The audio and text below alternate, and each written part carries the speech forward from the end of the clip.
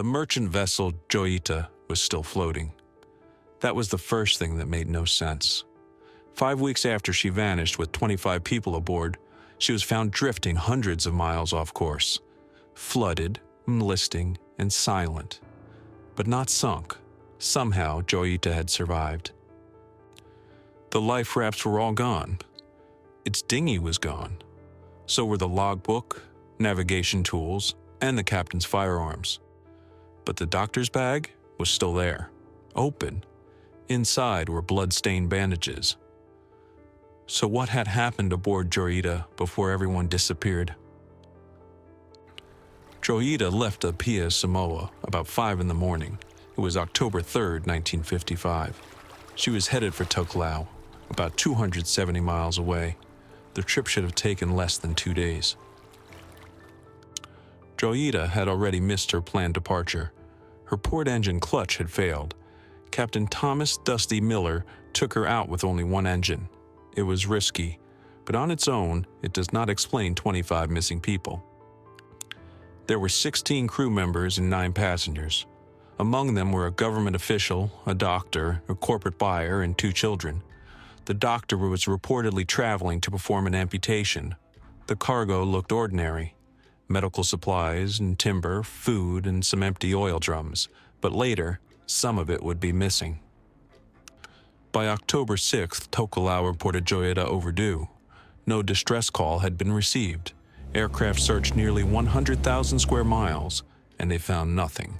No wreckage, no rafts, no bodies.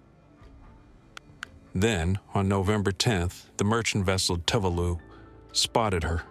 Joyita was north of the now Lavu, Fiji. She was not just late, she was far from where she should have been.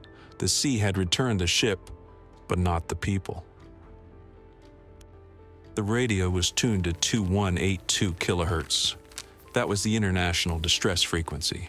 Someone may have tried to call for help, but if they did, the call may have never been received. The aerial cable was broken. The break had reportedly been painted over. Without a working aerial, the radio's range may have only been a few miles. The ship's electric clocks had stopped at 10:25. Cabin lights were on, navigation lights were on. That suggests the crisis may have unfolded during the night, in what would have been total darkness, with water rising below and no responses to calls for help. The doctor's bag left the clearest human trace: a stethoscope, a scalpel, 4 blood-stained bandages, but there was no patient, no body, and no explanation for who had been hurt. In the engine room, investigators found signs of an attempted fix. Mattresses had been placed over the starboard engine. An auxiliary pump had been set on a plank between the 2 engines, but never connected. Someone appears to have started solving the problem, then stopped. The inquiry found a likely source for the flooding. A corroded cooling pipe had failed. Water entered the bilges. The pumps had clogged. The lower decks flooded. Joyita lost steerage and turned beam on into the swell. That had explained why Joyita was in trouble. It did not explain why everyone left. The vessel was lined with cork. She also carried empty fuel drums. She could float badly and still remain afloat. It was enough to frighten people, not necessarily enough to doom the ship to the depths. The missing rafts suggest an evacuation, but the rafts were less safe than the ship they left behind. There were reportedly not enough life jackets for everyone aboard, and Captain Miller was believed to know Joyita's unusual buoyancy. To the captain, leaving should have looked like the worst choice. One theory is pure panic. The crew found rising water and could not locate the leak. The radio did not bring help. The ship was listing badly. If the captain was injured or unable to calm the others, fear may have taken over. But panic cannot explain everything. About 4 tons of cargo were also missing. So were weapons and navigation equipment.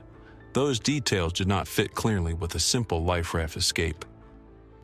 Other theories have included piracy, a collision, mutiny, and strange Cold War rumors. But Joyita showed no clear evidence of any massacre. No confirmed bullet holes, no bodies, no final account from anyone who had been aboard. The inquiry could explain the flooding, it could point to poor maintenance, it could question the decision to sail on one engine. It could note bed pumps, a damaged radio system, and a vessel predisposed to trouble. But it could not explain the final choice. 25 people were aboard a ship that kept floating for 5 weeks. They left or were taken, or entered the water for a reason no one survived to name. Joyita came back, the people did not. And whatever made them leave never came back with her.